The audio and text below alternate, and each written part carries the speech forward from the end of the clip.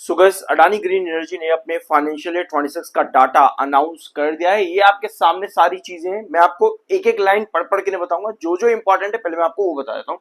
बाकी आप चाहो तो यहाँ पर स्क्रीनशॉट लेकर के उसे रीड कर सकते हो, ठीक है। ऑपरेशनल कैपेसिटी कंपनी ने बताई है, जो कि 35% पिछले फाइनेंशियल ईयर के कंपैरिजन में बड़ा है, और ये बड़ा फिगर है। 35% छोटा फिगर नहीं होता, यानी कि 19.3 गीगावाट। आप लोगों ने कंपनी की अभी एक फैक्ट्री के बारे में सुना होगा, जो कंपनी ने रिसेंट डेवलपमेंट्स किए हैं अलग अलग स्टेट्स में और उनके रीजन्स में। टोटल कैपेसिटी कंपनी की उसकी वजह से 19.3 गीगावाट की हो जाती है, और ये सारा कैपेसिटी का इंक्रीमेंट कंपनी ने मार्च के यानी कि फाइनेंशियल 26 के लास्ट मंथ में कंपनी ने बहुत बड़ा इंक्रीमेंट किया है अपने गीगावाट में, जिसके बाद टोटल 35% का इंक्रीमेंटेशन कंपनी का हो जाता है एनुअल बेसिस पर। और साथ में 5.1 गीगावाट एक एक्स्ट्रा यानी कि एडिशनल इंक्रीमेंट भी कंपनी का हुआ है फाइनेंशियल ईयर 26 में।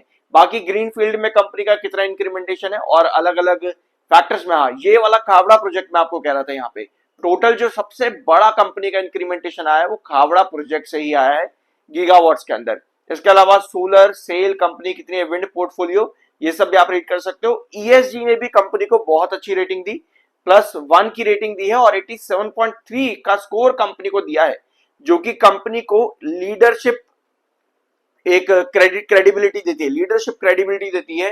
87.3 का स्कोर जो कि ईएसजी रेटिंग की तरफ से कंपनी को मिला था। तो रेटिंग भी बढ़िया है कंपनी का, फाइनेंशियल 26 का डाटा भी काफी अच्छा है।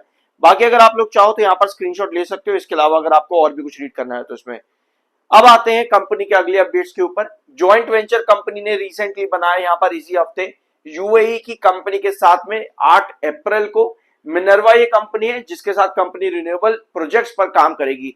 टोटल 20% स्टेक अडानी ग्रीन का यहाँ पर रहने वाला है। इसके अलावा जो सबसे बड़ी खबर रही आपकी अडानी ग्रुप से रिलेटेड, एक तो 31,000 करोड़ की है ही, जिसके बारे में इसी हफ्ते मैंने आप लोगों को बताया, क्योंकि इसी हफ्ते ऑफकोर्स वो अपडेट आई है। ये वाली अपडेट भी काफी इंपॉर्टेंट रही, जहां पर यूएस कोर्ट से मांग की गई है कि यूएस में जो ब्राइबरी केस चल रहा है अडानी ग्रुप के अगेंस्ट में, उसको हटा दिया जाए। ऑल्दो ये केस के शुरुआत जब शुरुआती स्टेजेस पर ये केस था, तब अडानी ग्रीन का नाम भी यहां पर शामिल था। लेकिन कंपनी ने लास्ट टाइम जब अपडेट किया था, आज से लगभग 2-2.5 महीने पहले, तब कंपनी ने अडानी ग्रीन को पूरी तरह से यहां इस केस से दूर कर दिया, और सिर्फ 2 नाम, गौतम अडानी और उनके नेफ्यू सागर अडानी, इन 2 के नाम आगे आए थे। तो इस वजह से आपका अडानी ग्रीन पर सबसे बड़ा पुश देखने को मिला है, क्योंकि अडानी ग्रुप ने इस केस को डिसमिस करने की मांग करी, और यूएस कोर्ट ने उस मांग को क्या कर लिया है, एक्सेप्ट भी कर लिया है, और एक प्री कॉन्फ्रेंस मोशन के लिए अडानी ग्रुप जाने वाला है, जिसका बहुत बड़ा पॉजिटिव इंपैक्ट अडानी ग्रीन को ज्यादा देखने को मिला है। टेक्निकली अडानी ग्रीन एनर्जी 83.4 के एमएफआई पर है एंड 73.5 के आरएसआई पर है। टेक्निकली स्टॉक बेयरिश है। अभी हम Q4 का प्री एनालिसिस मिलेंगे, तो वीडियो को एंड तक देखना। और प्लीज यार, अगर इस वीडियो पे हजार व्यूज आते हैं तो मेरी आप लोगों से रिक्वेस्ट है, कम से कम 200 लोग सब्सक्राइब जरूर करके जाना, ठीक है। ये है अडानी ग्रीन का चार्ट। एक बार इस चार्ट को बहुत ध्यान से देखना है, क्योंकि यहाँ ब्रेकआउट बहुत बड़ा मिला है, और 1060 को भी सस्टेन करता हुआ 1060, जो कि अडानी ग्रीन का बहुत इंपॉर्टेंट प्राइस है। देख सकते हो आप यहाँ पर किस तरह से रिजेक्शन फेस किया हुआ एक बार, और किस तरह से बेस लिया था अडानी ग्रीन ने 1060 पर। इसको बहुत बढ़िया तरीके से ब्रेकआउट किया है लास्ट सेशन के अंदर अडानी ग्रीन एनर्जी ने, और 1060 को वैसे क्रॉस जब करता है ना, तो अगर हम फ्रीक्वेंट रिजेक्शन देखेंगे तो 1090 पे था। ये मैंने आप लोगों को पिछले वीडियो में बताया था। लेकिन ये ब्रेकआउट इतना हेल्दी है कि अगर आप इसको 1 आवर टाइम फ्रेम पर भी देखोगे ना यहाँ पे, तो आप लोगों को सिर्फ बायर ही नजर आएंगे, क्योंकि 7 EMA 21 EMA के ऊपर है 1 आवर टाइम फ्रेम पे, और 200 EMA के भी ऊपर ट्रेड कर रहा है, और उसके साथ में दिन के आखिर में जाते जाते बाहर। और अगर नीचे की तरफ ड्रॉप कर भी रहा है ना, तो आप देखो 7 EMA के पास आते ही आपके पास बायर एक्टिव हो रहे हैं बार बार। यही कहानी यहां पर भी आप लोगों को देखने को मिली। 7 EMA पर हिट होते ही बायर एक्टिव हो रहे हैं, यानी कि मंडे के दिन आने वाले वीक के अंदर अगर ये स्टॉक में थोड़ी सी करेक्शन आती भी है, एमएफआई को देखते हो जो कि 80 के ऊपर है, तब भी 7 EMA इस समय आपको यहाँ 170 पर अपना बेस लाइन शो कर रहा है, जो कि टेक्निकल पॉइंट ऑफ व्यू पे एक बहुत बढ़िया चीज है। अब वापस आप डेली टाइम फ्रेम पर, डेली टाइम फ्रेम पर एक चीज यहां पर खराब है, जो कि मुझे पर्सनल लगता है। देखो ये है कि 7 EMA अभी 200 EMA के नीचे है, तो मेरा मानना है कि अगर थोड़ी बहुत भी यहाँ पर रुकावट आती है ना, तो वो हेल्दी रुकावट होगी। सुनना इस चीज को, वो एक हेल्दी रुकावट होगी, क्योंकि 7 ईएमए अगर 200 ईएमए के ऊपर आ जाता है और फर्दर ब्रेकआउट्स के पहले, तो कहीं ना कहीं ये एक टेक्निकली कंपनी के लिए पॉजिटिव साइन बनता है अडानी ग्रीन में। ठीक है, इसके अलावा 1160 1160 ही था वैसे तो, हाँ 1160 ही है। ठीक है, 1160 1160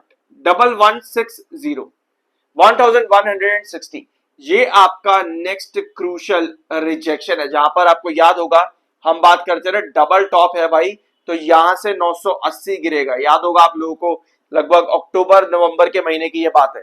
तो वहां पर 1160 पर डबल टॉप बना करके स्टॉक ने 980 पर ड्रॉप लिया, फिर वहां से बार बार ब्रेकआउट देता रहता था, 2 बार 3 बार, उसके बाद अल्टीमेटली वापस से डाउन ट्रेंड के अंदर चला गया था। तो ये वो टाइम था जब 1160 पर आपका डबल टॉप था। अब देखना ये है कि भाई क्या स्टेबिलिटी, क्या है टेक्निकली जो 7 ईएमए 21 ईएमए काफी अच्छा दिख रहा है, ऑल द एमएफआई काफी ऊपर है, क्या 1160 एक बार फिर से आ सकता है? तो इस बार आने वाला वीक बहुत ज्यादा इंपॉर्टेंट रहेगा अडानी ग्रीन एनर्जी के लिए। अगर आप मुझे पर्सनली ज्वाइन करना चाहते हो सीखने के लिए, लर्निंग के लिए, तो आप मुझे मेरे व्हाट्सएप पर डीएम कर सकते हो, आपको बहुत सी डिटेल्स वहां पर मिल जाएंगी। अब आते हैं कंपनी के Q4 पे और देखते हैं क्या पॉसिबिलिटी है कंपनी के रिजल्ट्स की। वीडियो को एंड तक देखना और सब्सक्राइब जरूर कर देना। लॉन्ग टर्म के अंदर क्या अपने रिजल्ट्स को उस तरीके से बना रही है कि भैया मार्केट की वॉलेटिलिटी चलो एक तरफ हो गई, लेकिन उसको जब वॉलेटिलिटी जब मार्केट की खत्म होगी तब क्या मार्केट मुझको अडानी ग्रीन में बढ़िया रिटर्न दे सकता है? तो सब चीजें डिपेंड करती है कंपनी किस तरीके से ग्रोथ कर रही है। ठीक है, अब जब मार्च का क्वार्टर आएगा तो कंपनी को 21% का ग्रोथ चाहिए, मतलब कि पिछले साल के कंपैरिजन में। ठीक है, क्योंकि पिछले साल कंपनी ने 21% दिया था, तो इस बार कंपनी ने दिया दिसंबर में 11% का, यानी कि आपको इस बार मार्च का जब रिजल्ट आएगा ना, रेवेन्यू आएगा, तो यहां पे 3073 करोड़ के रेवेन्यू पर 11% का जंप चाहिए। मतलब 11% कितना हो जाएगा, लगभग आप यहां पर लगाओ 3400 करोड़ के आसपास का, इतना लगभग कंपनी को रेवेन्यू लेकर के आना है, ताकि कंपनी फंडामेंटली स्ट्रांग हो सके और जब ये पूरी मार्केट की वॉलेटिलिटी खत्म होना तब आपको वो रिटर्न्स मिल सके। वरना कई कंपनीज ऐसी होती है जब मार्केट वॉलेटाइल तो रही है तब तो गिर रही है, लेकिन जब मार्केट सही भी हो जाता ना तब भी गिर रहे होते, वो रिटर्न्स वापस नहीं मिलते। ऐसे बहुत से एग्जाम्पल पड़े हैं आपके पास मार्केट के अंदर। आई होप कि मुझे उनके नाम लेने की जरूरत नहीं है, मैंने कई सारे एग्जाम्पल्स के ऊपर वीडियोस भी अपलोड कर रखे मेरे चैनल पर ही। ठीक है, तो ये था आज का इनका वीडियो अडानी ग्रीन एनर्जी से रिलेटेड। आई होप कि यहाँ पर आपको कुछ नया जानने को मिला होगा। एक प्यारा सा सब्सक्राइब जरूर करते जाना। मिलता अगले वीडियो में।